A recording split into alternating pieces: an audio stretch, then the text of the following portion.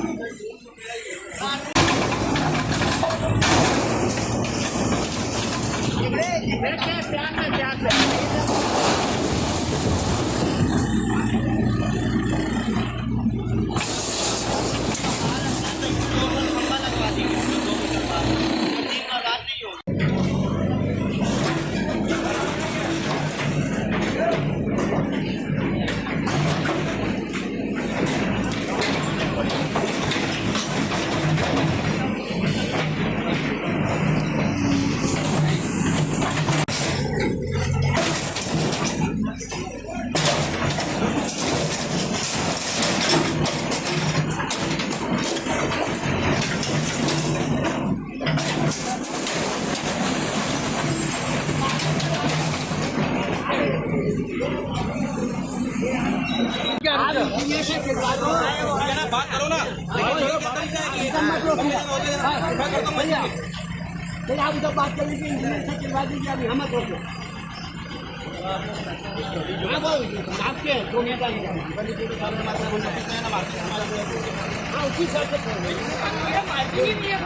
निगम द्वारा कार्रवाई की जाए, कितनी दुकान कितने मकान और बाउंड्री वाल के ऊपर कार्रवाई की गई? यहाँ लगभग 44 संरचनाओं को नोटिस जारी की गई थी।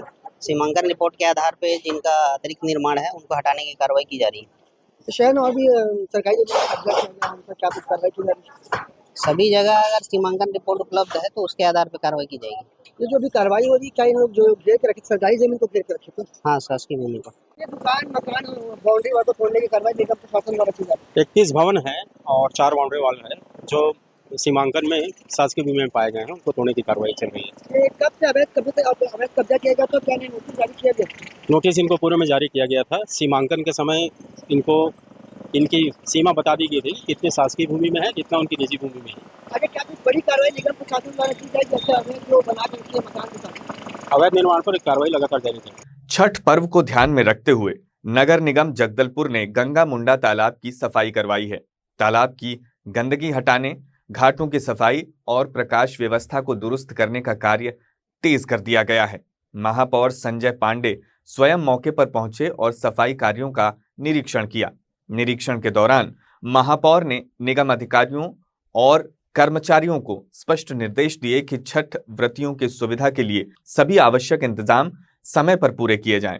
उन्होंने कहा कि घाटों पर पर्याप्त सफाई, प्रकाश व्यवस्था और सुरक्षा के साथ साथ कचरा निपटान की भी विशेष व्यवस्था की जाए ताकि श्रद्धालुओं को किसी तरह की असुविधा न हो। महापौर पांडे ने कहा कि छठ पर्व पवित्रता और स्वच्छता का प्रतीक है, इसलिए नगर निगम की पूरी टीम मिलजुल कर इस पर्व को सफल बनाने में जुटी है। उन्होंने सफाई कर्मचारियों के प्रयासों की सराहना करते हुए कहा कि जिस समर्पण से ये कार्य किया जा रहा है उससे निश्चित रूप से श्रद्धालुओं को स्वच्छ और सुरक्षित वातावरण मिलेगा। स्थानीय नागरिकों ने भी नगर निगम की इस पहल की प्रशंसा की। उन्होंने बताया कि इस बार तालाब पहले की तुलना में कहीं अधिक स्वच्छ और आकर्षक दिख रहा है। लोगों ने उम्मीद जताई कि निगम के इस प्रयास से छठ व्रतियों को सुविधा, श्रद्धा दोनों का वातावरण मिलेगा। सबको पता है कि कब छठ पर्व की शुरुआत कल से हो चुकी है और उसी संदर्भ में घाटों की सफाई गंगा मुंडा तालाब में ऐसे 11 घाट हैं जिनकी सफाई का अभियान नगर निगम 1 महीने पहले से चालू किया हुआ है। नगर निगम के संसाधन, सीमित संसाधनों के साथ में जो अच्छे से अच्छा प्रयास हो सकता था वो नगर निगम के कर्मचारी, हमारे स्वच्छता दीदी, स्वच्छता मित्र मिलकर यहाँ पे घाटों को एक अच्छा स्वरूप देने का प्रयास किए हैं। रंग रुगाई भी शुरू की गई है और घाटों की सफाई में हमारे भारतीय जनता पार्टी के जितने भी पार्षद हैं यहाँ पर वो अपने अपने जो सफाई मित्र हैं उनको लेकर प्रयास कर रहे हैं। बहुत अच्छे ढंग से जो संभव हो सकता है वो अच्छा काम कर रहे हैं। आप देख रहे हैं मेरे साथ में समाज के बंधु भी हैं, आप सब भी अपनी अपनी राय यहाँ पर व्यक्त कर रहे हैं और आपके माध्यम से बताना चाहूँगा कि यहाँ पर हमारी जो पार्षद भी हैं और मेयर इन काउंसिल में हमारी मेयर इन काउंसिल के सदस्य भी हैं श्वेता बघेल जी, उनके प्रयास से एक भव्य घाट का भी निर्माण का सैंक्शन हुआ है। बहुत जल्दी गंगा मुंडा अपने पुराने अस्तित्व में, क्योंकि आज से 12 साल पहले जब माननीय किरण सिंह देव जी थे तो इस गंगा मुंडा तालाब को गहराई से साफ किया गया था, परंतु दुर्भाग्य से उसके बाद 10 साल तक कांग्रेस की सरकार रही, इसके ऊपर कभी ध्यान नहीं दिया गया और ये पूरी तरह से लोटस और जलकुंभी से भर गया है। जो प्रयास अच्छा से अच्छा हो सकता है तो उस प्रयास नगर निगम ने अपने इन 1 महीने में किया है। आगे भी इसकी सफाई निरंतर जारी रहे, नगर निगम अच्छा काम कर सके और इसका लाभ यहाँ के लोगों को मिल सके, इसलिए 4.5 करोड़ रुपए का सैंक्शन यहाँ पे चारों तरफ टोवाल, चारों तरफ पाथवे, लाइटिंग और सीसी रोड की जगह में यहाँ पे डामरीकरण भी हो जाए, उसका प्रयास नगर निगम कर रहा है। 4.5 करोड़ रुपए स्वीकृत हुए हैं और बहुत जल्द आपको देखने को मिलेगा कि गंगा मुंडा शहर का एक ऐसे जगह विकसित हो जाएगा जहाँ पे पर्यटक की भी बहुत संभावनाएं बढ़ जाएगी। चौपाटी खुल जाएंगी, नए पार्क जो पीछे बने थे जिसको कांग्रेस ने चौपट करने का पाप किया, ये सब भी आबाद हो जाएंगे। तो एक अच्छे स्वरूप में गंगा मुंडा तालाब अपने अस्तित्व में आएगा।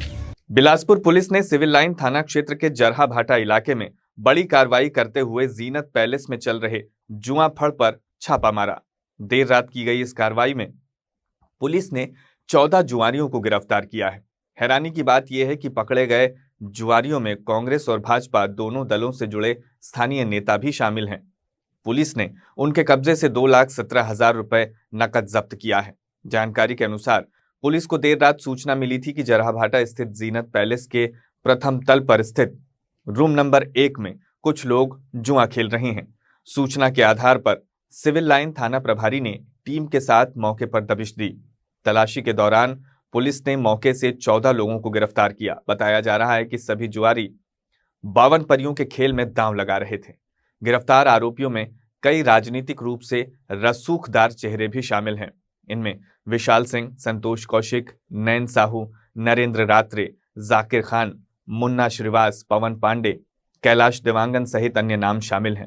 पुलिस ने सभी के खिलाफ जुआ एक्ट के तहत कार्रवाई की है। आमतौर पर पुलिस छोटी कार्रवाइयों की जानकारी प्रेस नोट और तस्वीरों के साथ तुरंत साझा करती है, लेकिन इस बार 2 लाख से अधिक की जब्ती होने के बावजूद पुलिस ने न तो मौके की तस्वीरें जल्दी साझा की और न ही तत्काल मीडिया को जानकारी दी। मीडिया का दबाव बनने के बाद कई घंटे बीत जाने पर पुलिस ने सीमित जानकारी और सीमित फोटोग्राफ्स रिलीज किए। स्थानीय लोगों का कहना है कि जीनत पैलेस में इस तरह की गतिविधियां पहले भी होती रही हैं, लेकिन इस बार पकड़े गए लोगों में नेताओं के शामिल होने से मामला चर्चा का विषय बन गया। पुलिस प्रशासन पर नेताओं के चेहरे छिपाने और खाना पूर्ति करने के भी आरोप लग रहे हैं। वरिष्ठ पुलिस अधीक्षक महोदय के निर्देश पर लगातार असामाजिक तत्वों पर और असामाजिक गतिविधियों पर पुलिस लगातार कार्रवाई कर रही है। इसी क्रम में 25 अक्टूबर की रात्रि करीबन 2 बजे पुलिस को सूचना मिली कि जीनस पैलेस के प्रथम तल में जुआ चल रहा है, जिस पर सिविल लाइन थाना प्रभारी ने स्वयं रेड की कार्रवाई की। इस पर 14 जुआड़ियों को पकड़ा गया। उनके पास से 2,17,000 रुपये नकद रकम भी जब्त की, जिन्हें थाना लाकर उनके विरुद्ध जुआ अधिनियम की धारा के तहत अपराध पंजीबद्ध भी किया गया है और वैधानिक कार्रवाई विवेचना की जा रही है। इसमें 14 व्यक्ति जिनके विरुद्ध कार्रवाई की गई है, उनके नाम प्रेस ग्रुप में भी सार्वजनिक किए गए हैं। 14 व्यक्तियों के नाम, उनके पास से करीब 2,17,000 रुपये की रकम जब्त की गई। सरदार वल्लभ भाई पटेल की 150वीं जयंती और आत्मनिर्भर भारत के संकल्प को लेकर भाजपा संगठन ने दुर्ग जिले में विशेष आयोजन की तैयारी शुरू कर दी है। इसी सिलसिले में सर्किट हाउस दुर्ग में एक महत्वपूर्ण बैठक आयोजित की गई, जिसमें दुर्ग सांसद विजय बघेल, विधायक ललित चंद्राकर और जिला अध्यक्ष सहित पार्टी के अन्य पदाधिकारी और कार्यकर्ता शामिल हुए। बैठक में आगामी 31 अक्टूबर को आयोजित होने वाले राष्ट्रीय एकता दिवस के कार्यक्रमों की रूपरेखा पर विस्तार से चर्चा की गई। सांसद विजय बघेल ने बताया कि सरदार वल्लभ भाई पटेल न केवल देश की एकता और अखंडता के प्रतीक हैं, बल्कि उन्होंने भारत को एक मजबूत राष्ट्र के रूप में स्थापित करने में अहम भूमिका निभाई। उनके आदर्शों से प्रेरित होकर आज देश आत्मनिर्भरता की दिशा में आगे बढ़ रहा है। सांसद ने कहा कि आत्मनिर्भर भारत अभियान न सिर्फ आर्थिक मजबूती का प्रतीक है, बल्कि ये स्वदेशी सोच और राष्ट्रीय गर्व का प्रतीक भी है। उन्होंने सभी नागरिकों से अपील की है कि वे 31 अक्टूबर को आयोजित राष्ट्रीय एकता दिवस के कार्यक्रम में बढ़ चढ़कर हिस्सा लें और सरदार पटेल के योगदान को नमन करें। इस अवसर पर विधायक ललित चंद्राकर ने भी कार्यकर्ताओं से एकता दिवस पर अधिक से अधिक लोगों को जोड़ने की अपील की। बैठक के दौरान कार्यक्रम के आयोजन, रैली, मार्ग और जनसंपर्क अभियानों पर भी विस्तार से चर्चा हुई। जिस तरह आत्मनिर्भर भारत पूरे देश में लोगों के मन में ये भाव जागृत करने की दिशा में हमारे यशस्वी प्रधानमंत्री माननीय नरेंद्र मोदी जी लगे हैं कि हम स्वयं की ताकत से, स्वयं की हिम्मत से, स्वयं के यहाँ बनी हुई वस्तुओं को भी हम आत्मसात करें, उसका उपयोग करें, ताकि हमारे यहाँ जो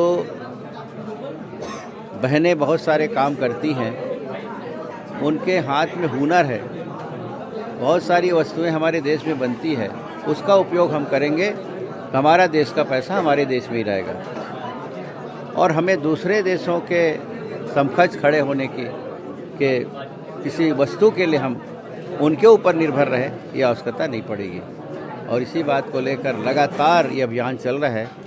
नहाय खाए की रस्म के साथ छठ पर्व की शुरुआत हो चुकी है। व्रतियों ने निर्जला उपवास रखकर परंपरा निभा ली है। वहीं 28 अक्टूबर को श्रद्धालु अस्ताचलगामी सूर्य को अर्घ्य अर्पित करेंगे। इस अवसर को देखते हुए दुर्ग प्रशासन ने शहर के सभी छठ घाटों और तालाबों पर साफ सफाई और सुरक्षा व्यवस्था के व्यापक इंतजाम किए हैं। इसी क्रम में कलेक्टर अभिजीत सिंह और एसपी विजय अग्रवाल ने रविवार को शहर के प्रमुख तालाबों और घाटों का निरीक्षण किया। निरीक्षण के दौरान अधिकारियों ने स्थल की सफाई, प्रकाश व्यवस्था, बैरिकेडिंग और सुरक्षा इंतजामों का बारीकी से जायजा लिया। उन्होंने संबंधित अधिकारियों को निर्देश दिए कि श्रद्धालुओं को किसी भी तरह की असुविधा न हो और सभी तैयारियां समय पर पूरी कर ली जाएं। कलेक्टर अभिजीत सिंह ने बताया कि छठ पर्व आस्था और अनुशासन का प्रतीक है। प्रशासन का प्रयास है कि व्रतियों को स्वच्छ और सुरक्षित वातावरण उपलब्ध करवाया जाए। उन्होंने नगर निगम को निर्देशित किया कि तालाबों के किनारे पर फिसलन रोकने के लिए विशेष व्यवस्था की जाए और पर्याप्त प्रकाश की सुविधा हो। वहीं एसपी विजय अग्रवाल ने कहा कि छठ पर्व के दौरान श्रद्धालुओं की सुरक्षा सर्वोच्च प्राथमिकता है। इसके लिए पुलिस बल की अतिरिक्त तैनाती की गई है। ड्रोन कैमरों की निगरानी और पेट्रोलिंग टीमों को भी सक्रिय कर दिया गया है ताकि किसी भी आकस्मिक स्थिति से निपटा जा सके। छठ पूजा का त्यौहार है, उसके लिए कल शाम को और फिर परसों सुबह यहाँ पर सेक्टर 7 तालाब में काफ़ी बड़ी संख्या में श्रद्धालु आते हैं, तो उसको देखते हुए तालाबों की सफाई कराई जा रही है और यहाँ पर सुरक्षा व्यवस्था पर्याप्त रहेगी। बाहर पार्किंग की व्यवस्था रहेगी, अंदर कोई भी वाहन अलाउड नहीं रहेगा ताकि श्रद्धालुओं को कोई दिक्कत ना हो।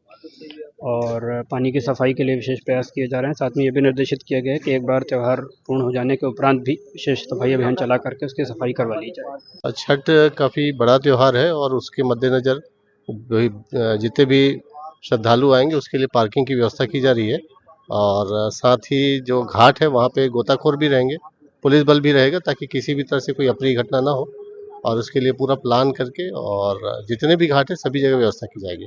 बिलासपुर के सरकंडा थाना क्षेत्र में रविवार देर रात एक दर्दनाक हादसा हो गया। रपटा पुल के पास एक व्यक्ति पुल के नीचे गिर गया जिससे मौके पर ही उसकी मौत हो गई। मृतक की पहचान राजा राम वंशकार अशोकनगर निवासी के रूप में की गई है। यह हादसा उस समय हुआ जब वो पुल के किनारे किनारे चल रहा था और अचानक उसका संतुलन बिगड़ गया। प्रत्यक्षदर्शियों के अनुसार मृतक नशे की हालत में था और असंतुलित होकर पुल की रेलिंग से नीचे जा गिरा। हादसे के बाद आसपास मौजूद लोगों में अफरा तफरी सी मच गई। देखते ही देखते मौके पर बड़ी संख्या में राहगीर और स्थानीय लोगों का जमावड़ा लग गया। लोगों ने तुरंत पुलिस को सूचना दी, जिसके बाद सरकंडा पुलिस की टीम घटनास्थल पर पहुंची और शव को अपने कब्जे में लेकर जांच शुरू की। सीएसपी निमितेश सिंह ने बताया कि शव को पोस्टमार्टम के लिए भेज दिया गया है और प्रारंभिक जांच में यह स्पष्ट हुआ है कि व्यक्ति नशे में था। फिलहाल पुलिस पूरे मामले की जांच कर रही है और आसपास के लोगों से पूछताछ भी की जा रही है। स्थानीय निवासियों का कहना है कि रपटा पुल के किनारे अंधेरा और पर्याप्त सुरक्षा रेलिंग की कमी के कारण यहां आए दिन हादसों की आशंका बनी रहती है। कई बार शिकायत के बावजूद निगम प्रशासन ने इस क्षेत्र में लाइट और सुरक्षा इंतजाम नहीं किए हैं। लोगों ने प्रशासन से मांग की है कि पुल के किनारे स्ट्रीट लाइट और मजबूत रेलिंग की व्यवस्था जल्द से जल्द की जाए ताकि भविष्य में इस तरह की घटनाओं की पुनरावृत्ति न हो। सरकंडा थाना क्षेत्र का मामला है, जहाँ कल एक 45 वर्षीय युवक राजा राम वंशकार है जो कि रपटा पुल से नीचे गिरा, जिस पर उसकी मृत्यु हो गई। पुलिस ने सरकंडा थाने में अमर कायम किया है, उसमें जांच की जा रही है। आज के बुलेटिन में बस इतना ही। मुझे दीजिए इजाजत। देखते रहिए हॉर्नबिल टीवी।